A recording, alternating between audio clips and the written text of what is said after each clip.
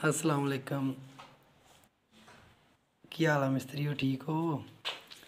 ए जनाब अहीं लाइयां दीवारां किचन दियां।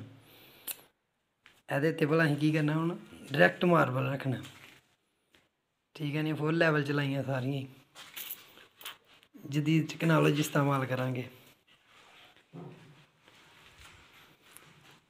इधरों 6 फुट का इत्थों तक आना है एक मार्बल, 13 फुट का किचन है लंबा, 6.5 ते 4 इंची का लाया टोटा। ठीक है नी, बाकी देगे लाए ने।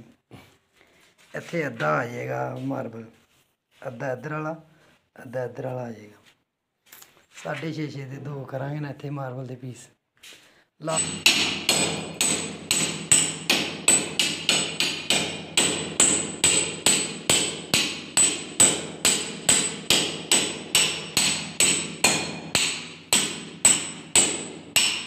अस्सलाम वालेकुम, की हाल है मिस्त्री हो, ठीक हो?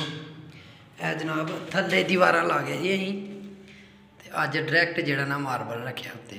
ठीक है नहीं, ए वेखदे पे तुसीं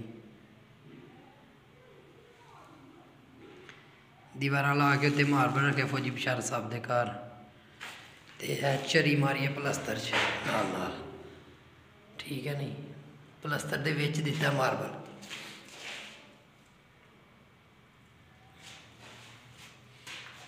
हुण इन्हां दे किचन च अंधेरा बड़ा है। ठीक है ना, सारे झड़ी मारी दी है।